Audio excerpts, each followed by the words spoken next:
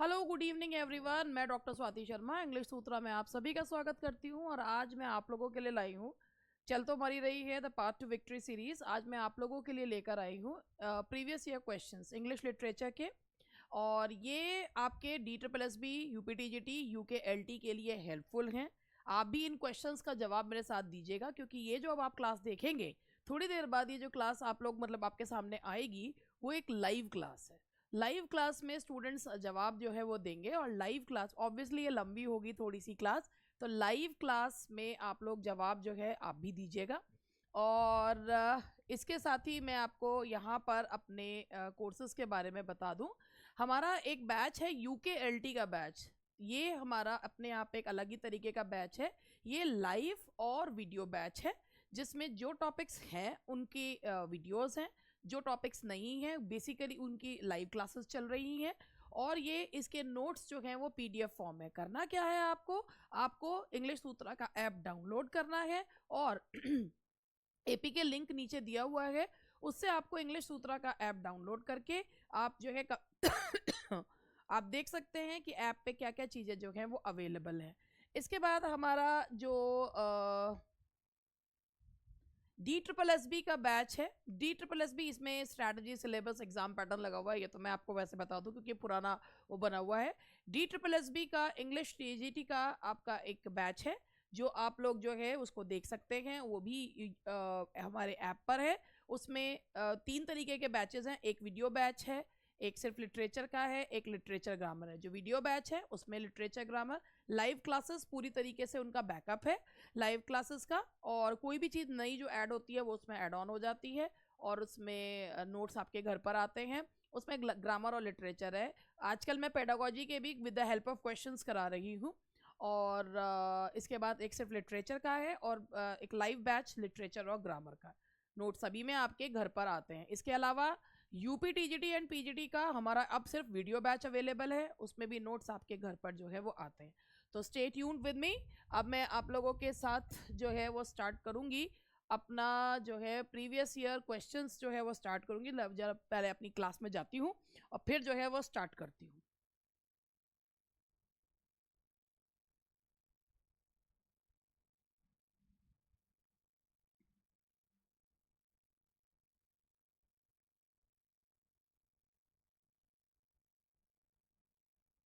Hello.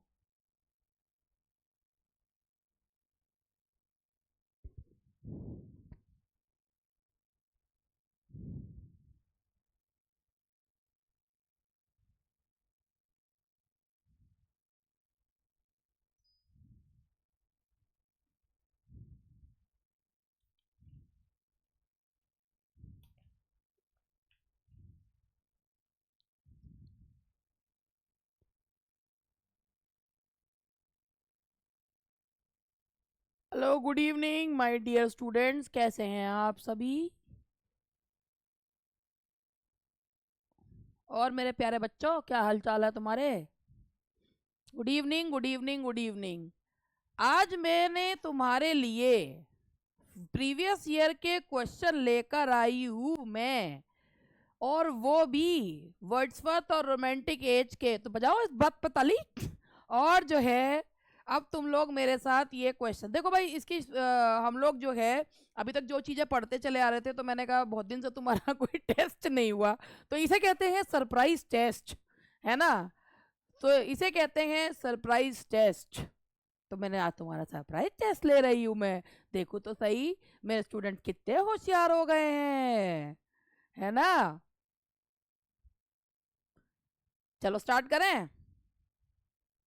तुम्हें भी भूख लग रही है? अच्छा अच्छा, बहुत बहुत ही ज्यादा। हाँ भाई, व्रत तो मेरा भी है, भूख तो मुझे भी लग रही होगी, मगर मैं भूख को अपनी खोपड़ी पे आड़े नहीं आने देती। मेरा काम है पढ़ाना, और मैं पढ़ा। चलो बेटा क्वेश्चन शुरू कर रही हूँ। अब आप लोग नहीं तो तुम तो अपनी बावलपंती की बातें कर ही जाओगे।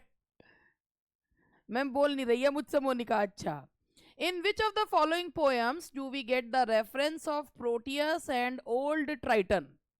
Ode to the West Wind, Ode to a Nightingale, The World is Too Much with Us, Ode on a Gracious। सभी बच्चे आप केवल जवाब देंगे, ठीक है? मैं जरा वो उठा लूँ अपना स्टाइलस, और उसके बाद आप लोगों को पूछना शुरू करूँ। देखो भाई, सबसे पहले इस क्वेश्चन का जवाब है, सभी बच्चों ने बिल्कुल सही जवाब दिया है मेरे, और वो जवाब है the world is too much with अस। अब मैं तुमसे कुछ क्वेश्चन पूछूंगी, तुम मुझे जवाब देना। विलियम वर्ड्सवर्थ कौन सी एज को बिलोंग करते हैं? बहुत मुश्किल question, very good, that is romantic, very good. William Wordsworth जो है विलियम वर्ड्सवर्थ जो है, जो ये the world is too much with अस है, ये इसका जॉनरा क्या है, ये किस फॉर्म में लिखा गया है? The world is too much with अस, क्या है ये? दैट इज अ पेट्रियार्कन सोनेट, बिल्कुल सही, the world is too much with us.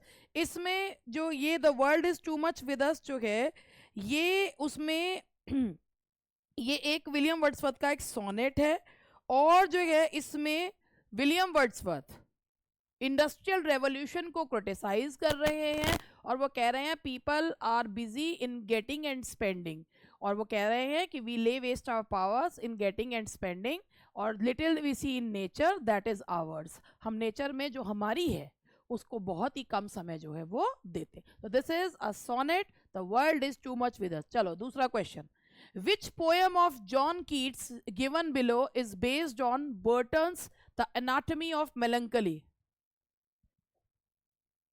Which poem, John Keats की कौन सी पोयम जो है वो बर्टन की एनाटॉमी ऑफ मेलंकली पर आधारित है? ओड टू ऑटम, हाइपीरियन, लामिया, या द ईव ऑफ? देखो बच्चों, ये तुम लोग जो है, ये जो मैं तुम्हें क्वेश्चंस करवा रही हूँ, आपको भी पता है when ever I teach anything तो मैं उससे पहले हिस्ट्री पढ़ाती हूँ, और हिस्ट्री में रोमांटिक एज जो है, भाई आपको वर्ड्सवर्थ पढ़ना है तो रोमांटिक एज पढ़ी जाती है। आपको रोमांटिक एज में मैं सिर्फ वर्ड्सवर्थ के बारे में नहीं, मैं कीट्स के बारे में बताती हूँ, शैले के बारे में बताती हूँ, सबके बारे में जो है बताती हूँ, तो है ना। तो आपको ये है कि इसमें बर्टन की एनाटॉमी ऑफ, बर्टन ने एनाटॉमी ऑफ मेलंकली लिखी, ठीक है। जो एनाटॉमी ऑफ मेलंकली है वो क्या है, उसमें उन्होंने बताया है कि what are the reasons of melancholy and what are the cures of melancholy, ये बर्टन की है। इस पे जो कीट्स की पोयम आधारित है वो है लामिया, दैट इज लामिया, जो ये नहीं है, हाइपीरियन नहीं है, उसका नाम है दैट इज लामिया। लामिया जो है वो जॉन कीट्स की पोयम जो है,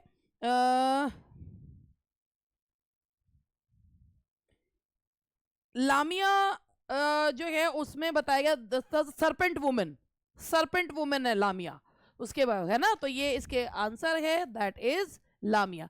आज जो आपके क्वेश्चंस हैं वो क्वेश्चंस आपके रोमांटिक एज और विलियम वर्ड्सवर्थ पे, प्रीवियस ईयर क्वेश्चंस हैं सारे। मैंने कहा भाई प्रीवियस ईयर क्वेश्चंस कराने बहुत जरूरी होते हैं बालकों को, तो कराओ प्रीवियस ईयर को। वैसे तो एक बात तो है, मैं ये सोच रहा हूँ तुम मैं ऐसी ऐसी बातें क्यों कर रही हूँ, है ना, मैं इसलिए कर रही हूँ क्योंकि ये सेशन यूट्यूब पर भी जा रहा है।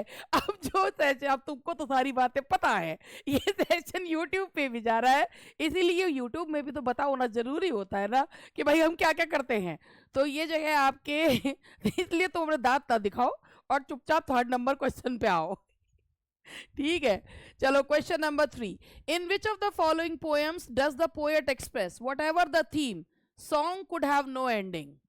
whatever the theme song could have no ending?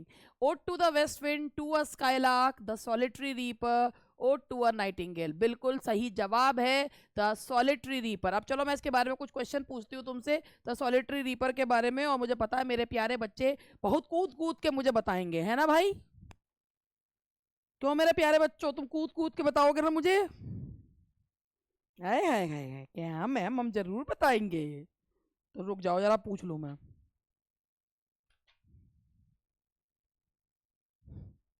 That is the solitary reaper, और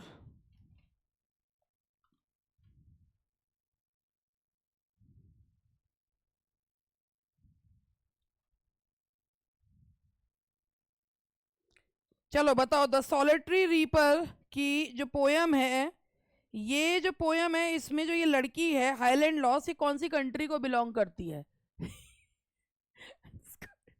उससे आगे का जवाब दे रहे, गेलिक लैंग्वेज बोल रही है, स्कॉटलैंड को बिलोंग करती है। आगे कूद कूद के जवाब दे रहे हैं बावले, गेलिक लैंग्वेज बोलती है और जो है स्कॉटलैंड को बिलोंग करती है। मैडम हमारा जो जो हमारे खोपड़ी मारा, पहले पूछ सुन लो हमसे। बिल्कुल सही, गेलिक लैंग्वेज है और स्कॉटलैंड को वो बिलोंग करती है, ठीक है जी। सॉलिटरी रीपर और ये जो पोयम है, best known poems of William Wordsworth, ये पोयम है, बिल्कुल सही, दैट इज सॉलिटरी रीपर। ठीक है, चलिए। The movement, which originated in the late 18th century, emphasizing subjectivity, inspiration and the primacy of the individual, is known as। वो जो movement है जो लेट 1798 से शुरू हुआ, और वो कौन सा है भाई, ये है दैट इज रोमांटिसिज्म। अच्छा मुझे एक चीज बताओ कि रोमांटिक मूवमेंट जो है वो किस मूवमेंट के अगेंस्ट आया था, मतलब कौन सा जो मूवमेंट था कि किस चीज के अगेंस्ट था ये जो मूवमेंट था। बिल्कुल सही, ये मूवमेंट था नियो क्लासिकल एज के अगेंस्ट था। नियो क्लासिकल एज में किस चीज पे बल दिया जाता था? नियो क्लासिकल एज में फॉर्म्स एंड जो फॉर्म और स्टाइल पे बल दिया था, लैंग्वेज, रूल्स एंड रेगुलेशन, और इसमें सिंप्लिसिटी पर जो है वो बल दिया, रोमांटिक। और इसमें बेसिकली क्या था, रूरल लाइफ, इंडिविजुअल पे ज्यादा जो है, इंडिविजुअल को ज्यादा जो है वो वैल्यू दी जाती थी। ठीक है, तो ये है man, poet is a man speaking to men, बिल्कुल सही जवाब। Back to nature, back to nature में इसमें इंस्पिरेशन। अच्छा 1798 में कौन सी किताब से शुरुआत हुई थी इसकी, कौन सी किताब से शुरुआत हुई थी? That is lyrical ballot. अच्छा लिरिकल बैलेट सब जब 1798 में पब्लिश हुए थे तो क्या उस पर वर्ड्सवर्थ और कॉलरिज का नाम था? नहीं था। अच्छा लिरिकल बैलेट सबसे पहले जो पब्लिश हुई थी वो कॉकरमाउथ में पब्लिश हुई थी, कहाँ हुई थी फिर बता दो, चलो चलो अब यही बताओ कहाँ हुई थी, चलो कॉकरमाउथ में ना हुई थी, कहाँ हुई थी? ये हमको नहीं पता मैडम, ये पता है ब्रिस्टल, वो हुई थी ब्रिस्टल में पहली बार। ये देखो मेरे बच्चों को पता है, ब्रिस्टल में, बिल्कुल सही, मुझे पता था, ये भी याद आ जाएगा, भूख के बाद वजूद दिमाग बहुत सही चल रहा हमारे बालकों का। ब्रिस्टल, दैट इज सबसे पहले ब्रिस्टल में हुई थी, अरे वाह। Which one of the following does not match correctly? William Wordsworth, Kubla Khan, Coleridge, the rime of the ancient mariner, पहली वैसे देख के पता चल रहा है, Keats ode to autumn, Tennyson Ulysses, बताओ भैया कौन सा है? दैट इज कुबला खान किसकी पोयम है? कॉलरिज की पोयम है। कुबला खान का जो सबटाइटल है वो क्या है? What is the subtitle of Kubla Khan? A vision in a dream और अ फ्रेगमेंट, हाँ जी, a vision in a dream, a vision in a dream, Kubla Khan और a vision in a dreams Coleridge की लिखी हुई poem है। ठीक है, rime of the ancient mariner Coleridge की ही है, और ये कौन सी थी, कीट्स की, जो ओड टू ऑटम जो है वो कीट्स की ही है, और यूलिसिस जो है वो टेनिसन के द्वारा लिखी हुई एक ड्रामेटिक मोनोलॉग है।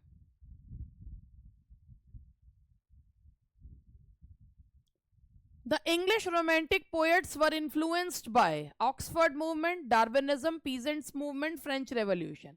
बिल्कुल सही जी, जो इंग्लिश रोमांटिक पोएट्स थे वो फ्रेंच रेवोल्यूशन से बहुत ज्यादा प्रभावित थे। फ्रेंच रेवोल्यूशन कौन से ईयर में हुआ था? इन विच ईयर? 1789। ठीक है 1780। अच्छा इस रेवोल्यूशन का जो नारा था वो क्या था? What was the motto of this? Liberty, equality and fraternity. अच्छा ये बताओ कि अगर फ्रेंच रेवोल्यूशन, इंग्लिश पोएट्स जो हैं वो फ्रेंच रेवोल्यूशन से किस प्रकार से प्रभावित थे, मतलब जो है फ्रेंच रेवोल्यूशन का इंग्लैंड पे क्या प्रभाव पड़ा? चलो मैं बता देती हूँ, तुम इतना लंबा कहाँ टाइप करोगे, है ना, तो मैं ही बता देती हूँ, वैसे मुझे पता है तुम्हें ये वाली बात पता है ना, कि ये जो है जब फ्रांस में जो एस्टैब्लिश्ड मोनार्की थी उसको जो है वो जब उखाड़ के फेंक दिया गया, और उसमें जब उन्होंने एक पोयम लिखी थी, माइटी वर द ऑक्सिलियर्स, है ना, माइटी वर द ऑक्सिलियर्स, जब माइटी वर द ऑक्सिलियर्स जब कहा था, तो वो कहा कि जब वो लोग एक एस्टैब्लिश्ड एरिस्टोक्रेसी को उखाड़ के फेंक रहे हैं, तो ये जो चीज है वो इंग्लैंड में भी दिखाई गई कि जो अपसेट रूल्स एंड रेगुलेशंस आ रहे हैं उनको हटाने का समय आ गया है। तो 70, yes that is in literature, मतलब जो है एक इसका था भी कि liberalism in literature, liberalism in literature जो है वो आया था। ठीक है, the lyrical ballads was published for the first time in the year, कितना मुश्किल क्वेश्चन है, 1798, बिल्कुल सही जवाब, the answer is A 1798, the answer is A 1798। Which novel does not come under the category of Gothic novel? The castle of, अबे पढ़ तो लो, ओ बावलो पढ़ तो लो भैया। विच नॉवल, मैंने कहा इनमें से कौन सी, देखिए ए जवाब दिए जा रहे हैं, भाग भाग के ए जवाब दे रहे, ओ बावलो पढ़ तो मेरे भाई, बहुत बावले है, बहुत ही दिख रहा है तुम्हें भूख लग रही है, बहुत तेज की भूख लगी पड़ी है और सुन नहीं रहा है मेरी बात बिल्कुल भी। Which novel does not come under the category of Gothic novel? Castle of Otranto हॉरिस Walpole की गोथिक नॉवल है। बस हमें गोथिक दिख जाए और कैसल ऑफ ओट्रेंटो दिख जाए, हम कुछ नहीं देखते उसके आगे, फिर तो उसके बाद हम अपनी खुद की भी नहीं सुनते, है ना। The old English baron, the Italian, इसमें जो डी है आंसर, ये गोथिक नॉवल नहीं है। प्राइड एंड प्रेजुडिस किसकी नॉवल है भाई? Whose novel is Pride and Prejudice? Jane Austen. And this novel comes in the category of domestic novel. Domestic novel है भैया, ये डोमेस्टिक नॉवल है। Jane Austen who was famous for her 2 inches of Ivory है। बस हम, मैं कह तो रही हूँ, हमको तो बस गोथिक वर्ड दिखना चाहिए, उसमें नोट लगा हुआ ना देखते, हम गोथिक देख लेते हैं बस। Which of the following is not a work of William Hazlitt? The Plain Speaker, Tales from Shakespeare, Table Talk, The Round Table. बताओ इनमें से कौन सा वर्क विलियम हैजलिट का नहीं है? बावलो इसमें ओ बावलो, टेल्स फ्रॉम शेक्सपियर किसका वर्क है? जरा सा हमने इधर उधर क्वेश्चन क्या पूछे। Tales from Shakespeare Charles Lamb का वर्क है। Tales from Shakespeare is a work by Charles Lamb and his sister. Tales from Shakespeare Mary Lamb और चार्ल्स लैम का वर्क है। मैं कई बार बता चुकी, तुम सुनते कुछ ना, हम उतना ही सुनेंगे मैडम जितना हमें हमारा मन करेगा, उसके ऊपर का तो हमारा यू जाता है यू, ठीक है। तो tales from Shakespeare is a work by Charles Lamb and Mary Lamb, जिसमें से चार्ल्स लैम ने ट्रेजेडीज लिखी हैं और मैरी लैम ने कॉमेडीज लिखी है। अच्छा एक बात बताओ, corner of the field Wordsworth ने किसको कहा है? Corner of the field Wordsworth ने किसको कहा है? चार्ल्स लैम को कहा है। कॉलरिज को ना कहा बहन, चार्ल्स लैम को कहा है, चार्ल्स लैम को कहा है ना। तो जो है वो कॉर्नर ऑफ द फील्ड कहा है। और वर्ड्सवर्थ ने कौन सी पोयम चार्ल्स लैम को समर्पित करी है? हाँ ये देखो आगे कूद के बता दिया प्रिया ने, वैगनर। इस मुझे पता था मैडम यही क्वेश्चन पूछेंगी, मैं पहले ही बता देती हूँ जवाब, है ना। वाह, मुझे पता था कि ये क्वेश्चन हमारा आएगा ही आएगा। हाँ जी ठीक है जी, क्वेश्चन नंबर 10 पे आ जाओ। तो इसका आंसर था tales from Shakespeare. Which of the following poems of Wordsworth has the subtitle growth of poet's mind? That is the prelude. Prelude जो है वो कितनी बुक्स में है? प्रिल्यूड, प्रिल्यूड कितनी बुक्स में है? 14। और प्रिल्यूड 13 बुक्स में कब कंप्लीट हो गई थी? 13 बुक्स में कब कंप्लीट हो गई थी?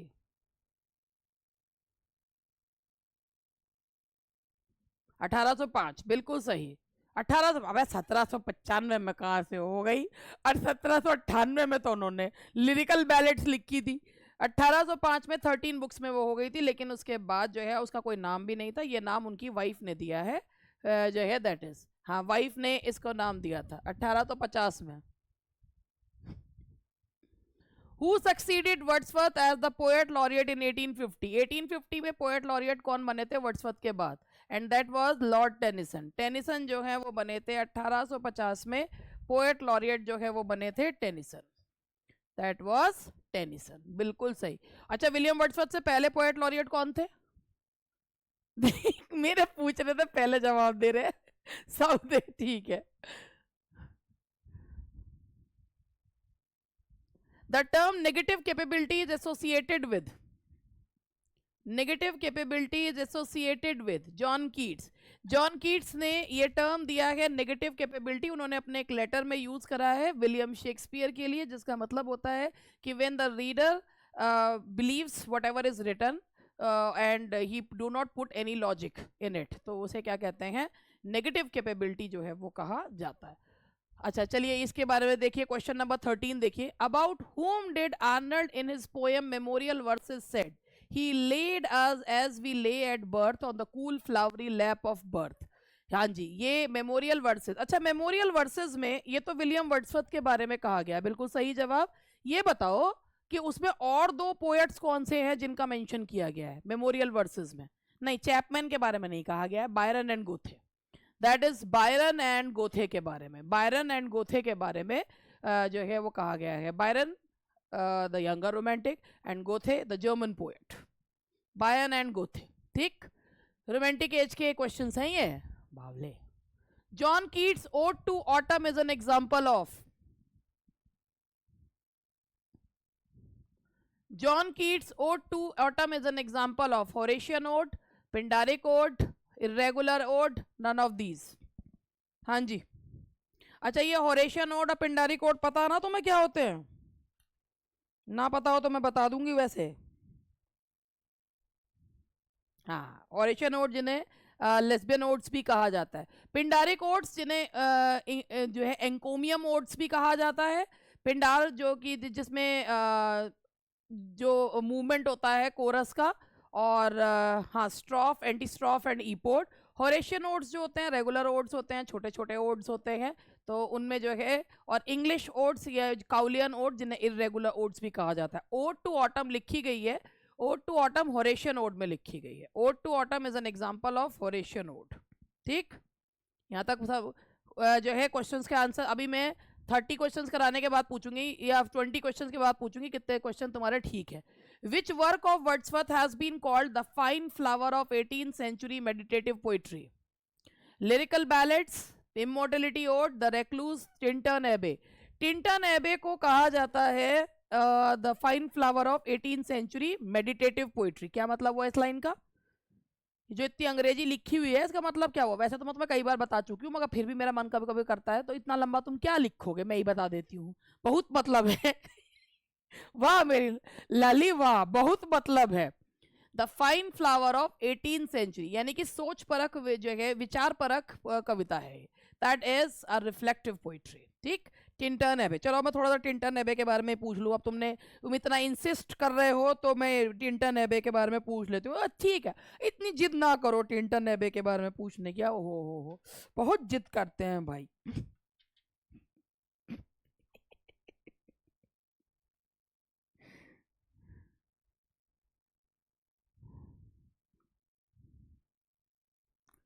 How many stages are described by Wordsworth in Tintern Abbey? हाँ हाँ, that is 3 stages are described by Wordsworth in Tintern Abbey. अच्छा, ये जो है ये तो तुमने मुझे बता ही दिया। Is it a dramatic monologue और a dramatic lyric? That's a dramatic lyric. Why it's a dramatic lyric? Because in it, dramatic lyric इसलिए क्योंकि मोनोलॉग में पोएट का मेंशन नहीं होता है, और इसमें जो है वो पोएट ने अपने आप ही बोल रहा है। पोएट हर जगह प्रस्तुत है। Now the next one is, चलो बहुत क्वेश्चन हो गए, क्योंकि पर्सनैलिटी पोएट की ही दिख रही है। बिल्कुल से टिंटन एबे। Who among the following said the child is the father of man? Who among the following said the child is the father of man? That is William Wordsworth. कौन सी poem की line है ये कौन सी poem की line है बालको? That is the rainbow. और इसका सबटाइटल क्या है? My heart leaps up, my heart leaps up. The child is the father of man, ये जो लाइन है ये कौन सी फिगर ऑफ स्पीच का एग्जाम्पल है? Which figure of speech do we find here? Epigram and paradox. Yes, epigram है and paradox, बिल्कुल सही। The prelude consist of 14 books, बिल्कुल सही। प्रिल्यूड में जो है वो 14 बुक्स हैं, और ये पोस्टुमसली पब्लिश हुई थी आफ्टर द डेथ ऑफ, मतलब पोस्टुमसली मतलब विलियम वर्ड्सवर्थ की डेथ के बाद। और ये प्रिल्यूड नाम किसने दिया था? Who gave this name?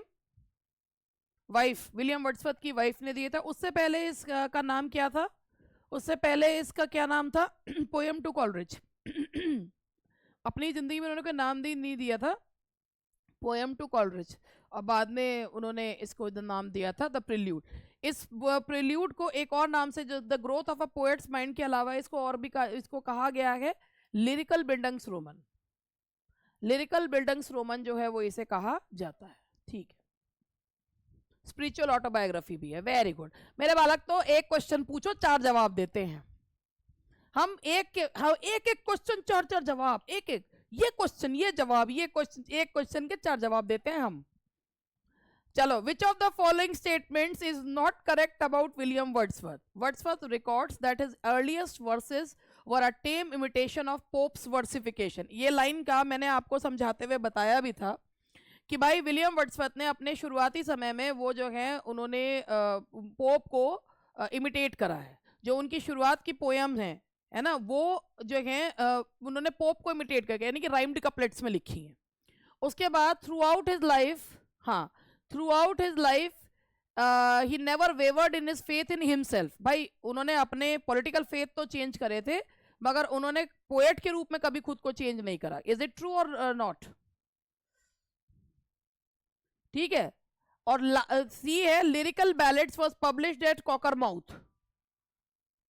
Lyrical, ये फॉल्स है, यही वाला आपका गलत है स्टेटमेंट, क्योंकि जो है लिरिकल बैलेड्स जो है वो कॉकरमाउथ में पब्लिश नहीं हुई थी। That published in Bristol, Bristol में पब्लिश हुई थी। और प्रिल्यूड कंप्लीट हो गई थी 1805 में, 13 किताबों में कंप्लीट हो गई थी वो। तो लास्ट 14th बुक उसमें लास्ट में जो है ऐड। तो इसका आंसर है that is C, the answer is C. ठीक, चलिए आगे बढ़ते हैं। Little we see in nature that is ours is a line from. Little we see in nature that is ours is a line from, बिल्कुल सही। The world is too much with us, जो अभी हमने देखा था कि ये line जो है वो इस पेट्रियार्कन सोनेट की है। The world is too much with us.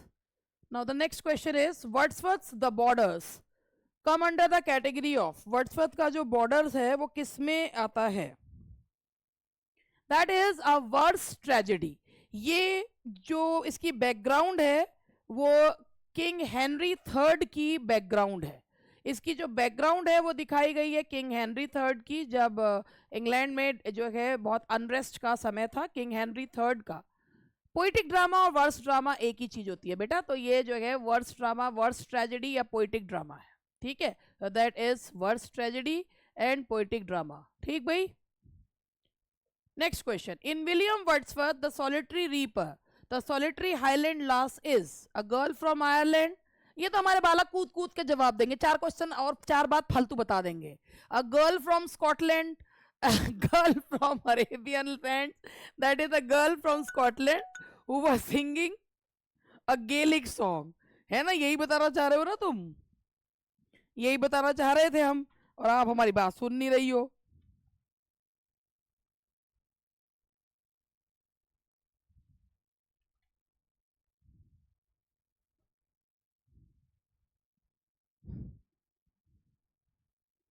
In which work of Wordsworth does the line still sad music of humanity occur? इसमें स्टूडेंट्स हमारे हो जाते हैं कंफ्यूज। दैट इज ए, ये बार बार गलती करते हैं। Still sad music of humanity occur करता है टिंटन एबे में। इमोर्टेलिटी ओड की लाइन नहीं है ये है टिंटन एबे की लाइन। टिंटन एबे, अच्छा ये टिंटन एबे है क्या? ये नहीं पूछ रही टिंटन एबे वैसे क्या है? मठ, बिल्कुल ये एक मठ है। मेरा ये गलत होता है बार बार, उसके बावजूद मैं सुधरती नहीं, मैं बार बार गलत ही करती रहती हूँ।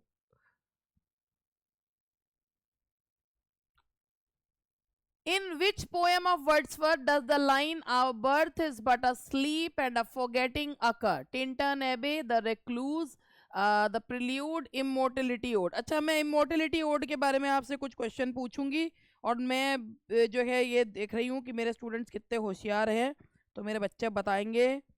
और अब मैं Immortality Ode के बारे में पूछ रही हूँ। अरे यार, जब कोई चीज़ ढूंढने चलो तो वो मिलता नहीं, ऐसा क्यों होता है? इमोर्टलिटी ओड के बारे में सबसे पहले मुझे ये बताओ कि ये एक रेगुलर ओड है या इरेगुलर ओड है? बिल्कुल सही, ये एक इरेगुलर ओड है। ठीक है जी। दूसरा क्वेश्चन, ये हेनरी वॉगन की कौन सी पोयम से लिया गया है? From which poem this ode has been taken? Henry Vaughan की द रिट्रीट, बिल्कुल सही जवाब, द रिट्रीट। और इसमें जो है 3 लाइंस कौन सी पोयम की ली गई हैं? वर्ड्सवर्थ ने इसका जो 3 लाइन कोट करी हैं वो किस में से करी हैं? रेनबो या माय हार्ट लीप्स अप, ठीक है ना? बस, बहुत सारे क्वेश्चन, तुम इतनी जिद करते हो तो बीच बीच में मुझे क्वेश्चन पूछने पड़ जाते हैं, बहुत जिद करते हो तुम, तो that is immortality ode, that is immortality ode. The phrase fearful symmetry appears in London, A Poison Tree, Chimney Sweepers, The Tiger. London, A Poison Tree, Chimney Sweeper, The Tiger. देखो भाई, ये एक fearful symmetry आप लोगों को याद होगा. एक पेंटर पोएट किसे कहते हैं ये बताओ? पेंटर पोएट किसको कहा जाता है? Which poet is known as the painter poet? William Blake. William Blake वो थे जो मिल्टन के किससे प्रभावित थे? बहुत ज़्यादा, चैटन से बहुत ज़्यादा प्रभावित थे. और उन्होंने जो है एक लिखा था कि मिल्टन वॉज ऑफ मिल्टन ने फेटर्स में लिखा है when he wrote about gods and Milton was of devil side without knowing it, कि उन्होंने ये चीज़ें जो हैं वो लिखी हैं. तो अब ये बताओ कि जो ये तो विलियम ब्लेक को कहा जाता है कि वो रोमांटिक एज की शुरुआती उसके थे. उन्होंने ना फ्रेंच रेवोल्यूशन की जब शुरुआत हुई थी तो उनके आए थे जो उनके वर्क्स थे, उनके जो थे उनके वर्क्स में, जैसे सब पहले उन्होंने जो पोएम्स लिखी थी उनके जो थी भाई songs of innocence and songs of experience आएंगे, ये आपने नाम सुन रखा. रोमांटिक एज पढ़ाते हुए मैं बताती हूँ, songs of innocence and songs of experience. जब फ्रेंच रेवोल्यूशन हुआ था तो पीपल बिलीव्ड, ये पोएट्स का भी मानना था कि भाई अब शायद इससे जो बिल्कुल निचला वर्ग है उनको भी पावर मिलेगी, मगर ऐसा हुआ नहीं. डिसइल्यूजनमेंट हुई, उससे डिसइल्यूजनमेंट है. इवन आपको याद होगा मैंने बताया था कि फ्रांस एंड ओड जो है वो भी किसने लिखा है? वो जब कॉलरिज ने लिखा था, क्योंकि बहुत ज़्यादा वो प्रभावित थे फ्रेंच रेवोल्यूशन से. इन्होंने पोएम लिखी थी, विलियम वर्ड्सवर्थ ने फ्रेंच रेवोल्यूशन लिखी थी, पोएम लिखी थी. तो इन्होंने ना जब सॉन्ग्स ऑफ एक्सपीरियंस आए तो उसमें ना डिसइल्यूजनमेंट कि भाई पावर जिसके हाथ में आ जाती है वो अपने से नीचे वाले को दबाता ही दबाता है. तो इसमें जब उन्होंने सॉन्ग्स ऑफ इनोसेंस लिखे हैं ना तो उसमें लैम का वर्णन करा है, क्राइस्ट को किस तरीके से दिखाया है? एक लैम के रूप में दिखाया है. लेकिन जब उन्होंने जो है सॉन्ग्स ऑफ एक्सपीरियंस लिखे हैं तो उन्होंने उसमें क्राइस्ट को किस रूप में दिखाया है? एक टाइगर के रूप में दिखाया है. तो फियरफुल सिमेट्री का मतलब होता है कि एक बहुत ही सिमेट्रिकल जीव है मगर डरावना. तो वो जो है ये किस में दिखाया है? ये टाइगर में है. टाइगर टाइगर बर्निंग ब्राइट, तो ये किस में है? That is the tiger. ठीक है. Who among the following is the major critic of Shakespeare in the 20th century? Edmund Gosse, AC Bradley, Gilbert मरे, फ्रैंक करमोड. ये तो आप लोगों को सबको पता है, that is AC Bradley. AC Bradley के वर्क का नाम बताइए, उनके वर्क का नाम बताइए, बताओ बताओ. शेक्सपियरियन ट्रेजेडी, बिल्कुल सही, that is Shakespearean tragedy. Now the next, बिल्कुल सही जवाब, वेरी गुड, बहुत बढ़िया. Now the next question is, the 2 April mornings is a poem by, the 2 April mornings is a poem by, that is William Wordsworth. ये 2 April mornings जो है इनकी कौन सी सीरीज में है? एक तो इनकी लूसी सीरीज है, एक और इनकी सीरीज है जो मैंने आपको पढ़ा रखी है. कौन सी सीरीज है इनकी? Matthew poem series. Yes, that is Matthew poem series में 2 April mornings, that is in Matthew series जो है इनकी. A thing of beauty is a joy forever is a line from, बिल्कुल सही, कीट्स की है. कीट्स की कौन सी पोएम की लाइन से है? That is Endymion, that is Endymion. Endymion the brain sick shepherd जो था, और A thing of beauty is a joy forever, ये लाइन है आपकी, एंडीमियन की लाइन है. और ये जो है ये पोएम जो है एंडीमियन में इनकी, इसके लिए इनको काफ़ी क्रिटिसाइज किया गया था. कीट्स को बहुत ज़्यादा क्रिटिसाइज किया गया था इस पोएम के लिए. The lines poets are the unacknowledged legislator of the world is by, poets are the, ये है पीबी शैले की लाइन, बिल्कुल सही. ये पीबी शैले ने किस में कहा है? ये पीबी शैले ने किस में कहा है कि poets are the unacknowledged legislators? ये कहा है डिफेंस ऑफ पोइट्री. नहीं, द विजन ऑफ जो जजमेंट तो उनका है ही नहीं work. A vision of judgement and the vision of judgement तो ये बायरन और साउदे के वर्क्स हैं. पीबी शैले ने ये कहा है the defence of poetry, the defence of poetry में उन्होंने कहा है, एयर डिफेंस ऑफ पोइट्री में कहा है। एक्चुअली इससे पहले थॉमस लव पीकॉक का वर्क आया था कि जो उनका था वो थॉमस लव पीकॉक के वर्क के अगेंस्ट जो है उन्होंने ये लिखा था। इससे पहले जो है वो फिलिप सिडनी का वर्क था जो उन्होंने गॉसन के वर्क के अगेंस्ट में लिखा था कि स्कूल ऑफ अब्यूजेस के, और ये 4 एजेस ऑफ पोइट्री के उसमें उन्होंने लिखा था। द पीबी शैले का वर्क था poets are the unacknowledge, a defence of poetry में लिखा था। Dejection and ode is written by, ये किसने लिखा है? बिल्कुल सही है, कॉलरिज ने लिखा है। ये डिजेक्शन एंड ओड, ये आपको पंचायत तो बहुत याद रहती है, जरा बताना है कॉलरिज ने किसको ये समर्पित करते हुए लिखा था? बताओ बताओ, तुमको तो बहुत पंचायत याद रहती है। वाह, मुझे पता था कूद कूद के जवाब देंगे। और ये लिखा था उन्होंने, ये है दैट वाज सारा हचिंसन, जो उनकी आय है उनका दिल टूट गया था। बिल्कुल बिल्कुल, हाँ हाँ हाँ, सारा हचिंसन के लिए उन्होंने लिखा था। बाकी हमें कुछ याद रहे ना रहे, पंचायत तो हमें इतनी याद रहती है मैडम, बस आप भी क्या याद करोगी, है ना। Table talk is a collection of essays by, table talk is a collection of essays by, that is William Hazlitt, that is the answer is, अरे चार्ल्स लैम का नाम है टेबल टॉक, टेबल टॉक है William Hazlitt का। Table talk is a collection of essay by William Hazlitt, William Hazlitt का work है, it's a work by William Hazlitt. ठीक, Walter Scott किस प्रकार के थे? वॉल्टर स्कॉट कौन से नॉवलिस्ट थे? दैट वाज हिस्टोरिकल नॉवलिस्ट थे। वॉल्टर स्कॉट के नॉवल जो थे वो जिनकी उनकी सीरीज का नाम क्या था? क्या नाम था उनकी सीरीज का? दैट वाज वेवरले नॉवेल्स, बिल्कुल सही, वेवरले, और वो थे historical novelist. Which stanza form did Shelley use in his famous poem Ode to the West Wind? If winter comes, can spring be far behind? तो कौन सा वो यूज करा है उन्होंने? Very good, that is terza rima. Terza rima 3 line का stanza होता है जो उसमें आपस में जुड़ा हुआ रहता है, इंटरकनेक्टेड रहते हैं। ए बी सी बी, मुझे पता था, मेरे को तो पूछने की जरूरत ही नहीं है, स्क्रीन पर अपने आप जवाब चल, हमें पता है हमारी मैडम अगला क्वेश्चन क्या पूछेंगे, हम पहले ही जवाब लिख देते हैं भाई। मतलब इतनी ज्यादा टेलीपैथी हो रखी है हमारी तो, कि A B C B, that's terza rima में लिखा है A B C B. Which of the following poets does not belong to the Lake School? Keats, Coleridge, Southey, Wordsworth. That is Keats. Keats जो हैं वो नहीं बिलोंग करते हैं, lake poet नहीं है। अच्छा, ये लेक पोएट टर्म किसने दिया था? Who gave the derogatory term lake poet? वाह, कूद के जवाब दिया प्रिया ने, फ्रांसिस जेफरे ने दिया था। This term was given by Francis Jeffrey.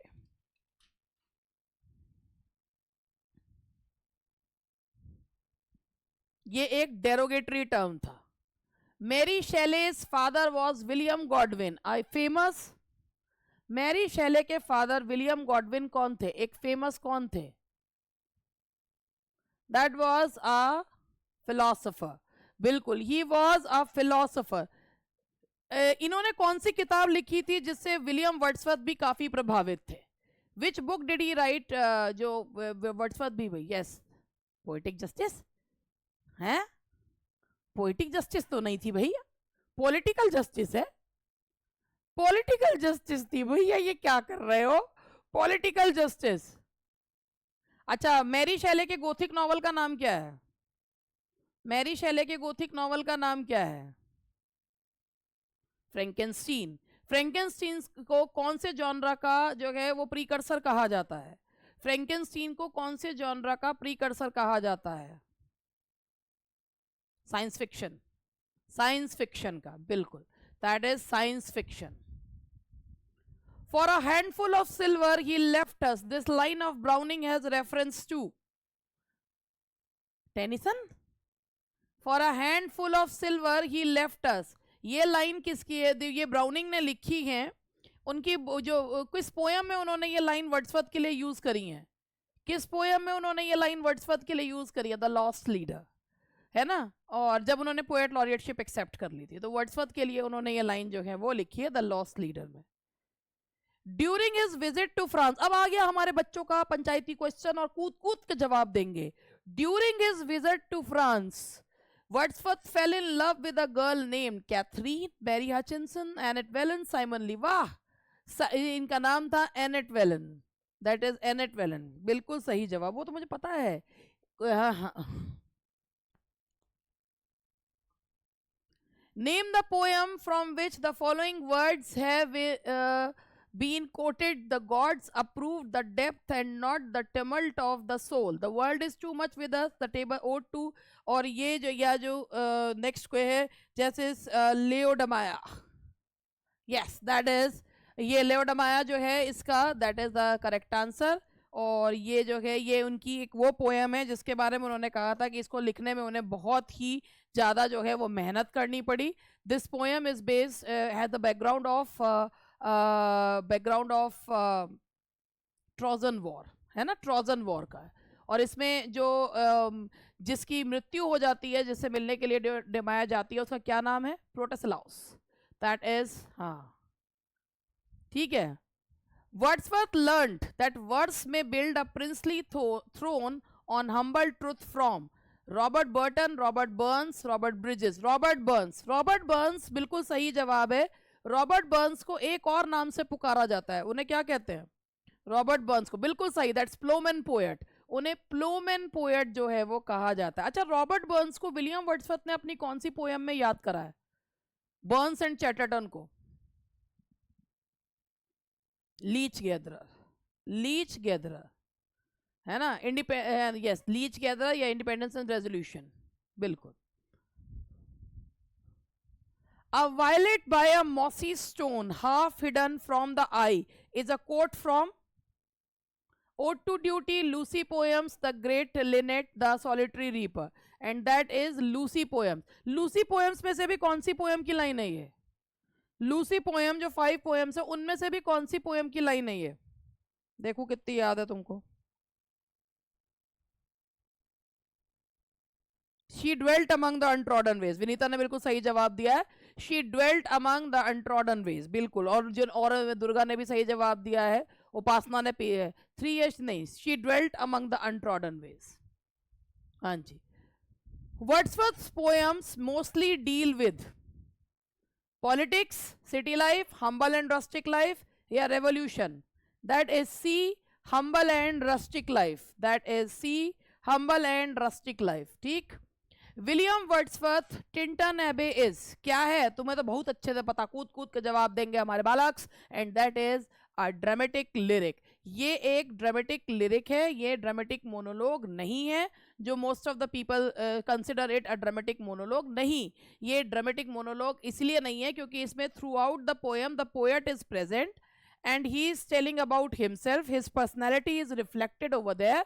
That is why it is not a dramatic monologue. अभी मैंने एक रील देखी थी, उसमें एक इंग्लिश ऐसे बोल रहा था, विलियम वर्ड्सवर्थ टिंटन एबे इज अ ड्रामेटिक लिरिक. ये अंग्रेजी बोली जा रही थी, तो मेरा मन करा मैं भी ऐसी अंग्रेजी बोल लूं, है ना, हिल हिल के. तो ये जो है it is a dramatic lyric. ठीक है, तो कथा वाला झूल झूल के, जैसे वो याद नहीं करते थे पहले, है ना, ऐसे मैंने एक रील देखी थी कि तो कोई बात नहीं, बदतमीज हो है. अब ये देखो कि ये जो चीज है, ये एक रील इस तरीके की थी कि when father insist his son to speak English in front of the guest, ठीक है, बिफोर द गेस्ट. तो ये है वो ऐसी ही रील्स तो मजाक के लिए होते, तो उसमें वो इंग्लिश ऐसे बोल रहे थे, तो बढ़िया स्टाइल था ना. चलो, Shelley's Adonais is a threnody bewailing the death of. Shelley's Adonais is a threnody bewailing the death of, that is John Keats. अच्छा, एडोनिस जो पोयम है उसमें कौन सी स्टेंजा फॉर्म जो है वो दी गई है? Which stanza form has been given in Adonais? कौन सी स्टेंजा फॉर्म यूज की गई है, बताओ. आर स्पेंसेरियन स्टेंजा, बिल्कुल सही, that is Spencerian stanza. 9 line stanza use किया गया है. स्पेंसेरियन स्टेंजा जो है वो यूज किया गया है एडोनिस में. अच्छा, ये एक पेस्टोरल एलिजी है, that is a pastoral elegy. ठीक, चलो. To some of his contemporaries, he appeared as a member of the Cockney School of Poetry. Who is he? Shelley, Keats, Byron, Southey. That is, question पढ़ो पहले, question तो पढ़ लो पहले. हाँ जी, Cockney school of poetry जो है वो किस, लेहंट और कीट्स को कहा जाता है. लेहंट इसमें है नहीं. Cockney school of poetry term किसने दिया था? Cockney school of poetry term किसने दिया था?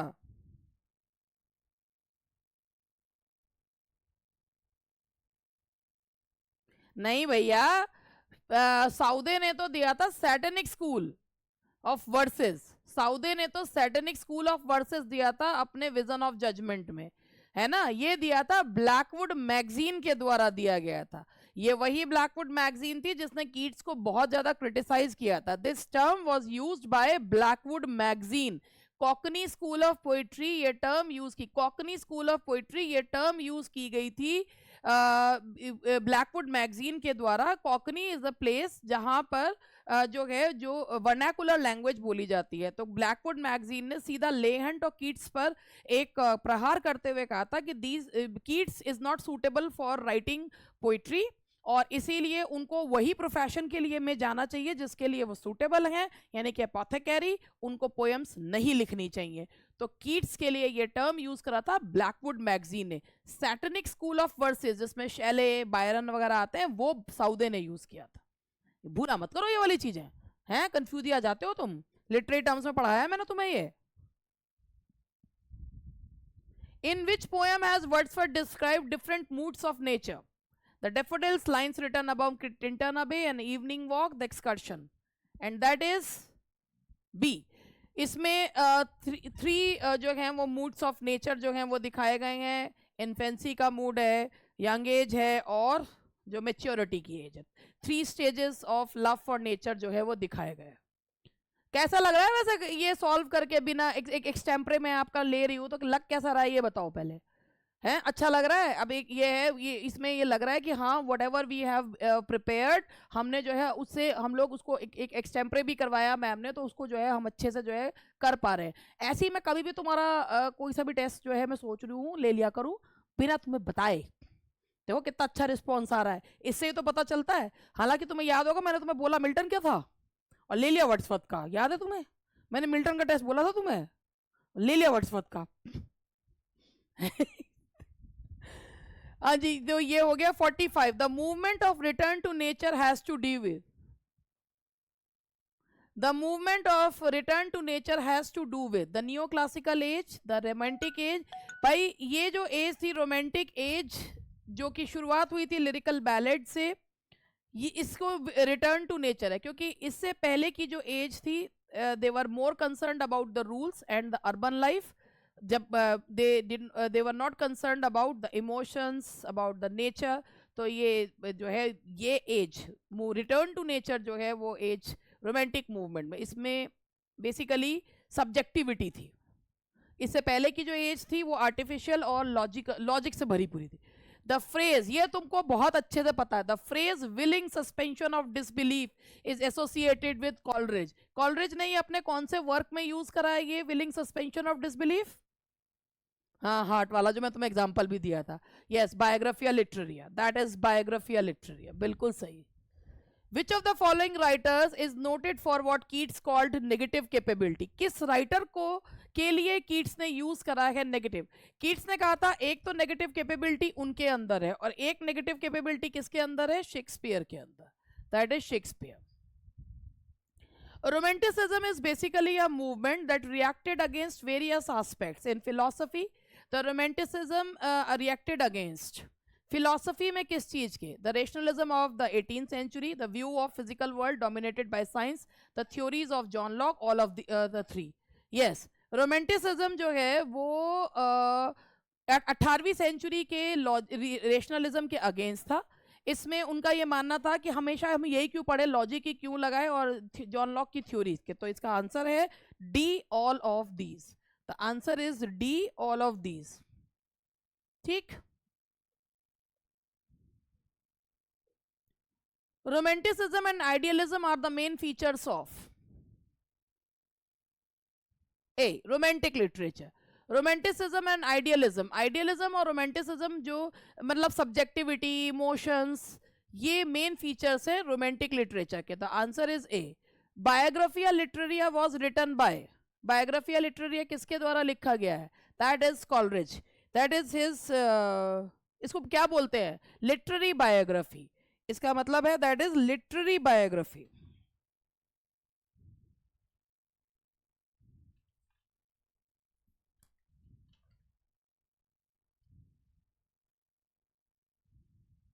चलिए आगे बढ़ते हैं.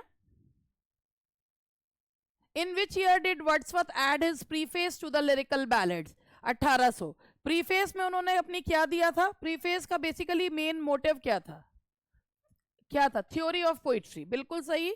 he gave his theory of poetry that the language of poem should be easy to understand and a poet is a man speaking to men. ये वाली जो है थ्योरी उन्होंने दी थी कि इजी लैंग्वेज जो है वो होनी चाहिए.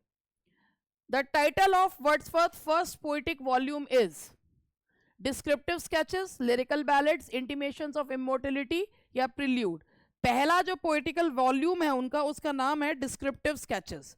That is descriptive sketches. और इवनिंग वॉक इनके शुरुआत के वर्क है. जोसेफ जॉनसन के द्वारा ये पब्लिश करे गए थे. और इन्हीं वर्क्स में हमको जो है वो टेम वर्सिफिकेशन ऑफ पोप जो है देखने को मिलता है. तो आंसर इज डिस्क्रिप्टिव स्केचेस, जिसमें उन्होंने अपनी यात्रा का वर्णन जो है वो किया है. Wordsworth has expressed his views on transmigration of the soul in his poem. किसमें उन्होंने आत्मा के ट्रांसमाइग्रेशन के बारे में बताया है? That is odd on the intimation of immortality, जिसके बारे में हम पहले भी डिस्कस कर चुके हैं. दैट इज डी, बिल्कुल सही जवाब. Odd on the intimations of immortality. आज का second last question.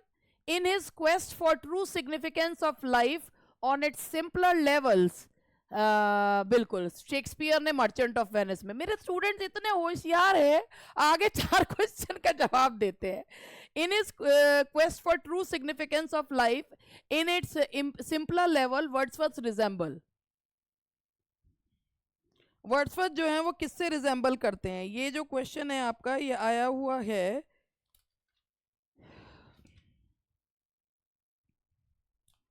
This question came in TGT 2004. George Crabbe. इसका आंसर इन्होंने जॉर्ज क्रैब दिया हुआ है. कॉमन लाइफ के राइटर थे जॉर्ज क्रैब, तो ये उसमें आंसर दिया हुआ है. कॉमन लाइफ का राइटर थे. Who considered romanticism liberalism in literature? And that is, नहीं, थियोडोर वॉट्स जंटन ने थोड़ी कहा है. That is Victor Hugo. Victor Hugo ने कहा है. उन्होंने एक प्रीफेस लिखा है हरनानी नाम के बुक का, HERNANI. उसमें उन्होंने कहा liberalism in literature. Victor Hugo ने कहा है ये. तो भैया ये था आज का सेशन, और आई होप कि यू एंजॉयड दिस सेशन, है ना. और जो है बस आज के सेशन को हम यही समाप्त करते हैं. अब मिलेंगे हम कल. ठीक है जी, बाय बाय.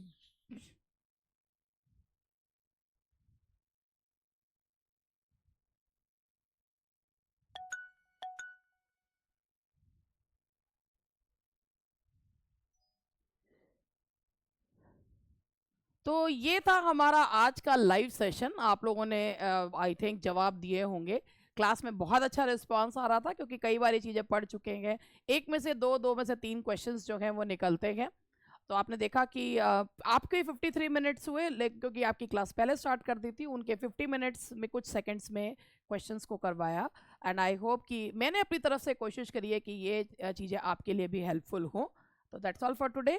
और ऐसे ही सेशंस के लिए विजिट करते रहिए इंग्लिश सूत्रा को. बार बार कुछ ना कुछ अच्छा तो मिलेगा ही.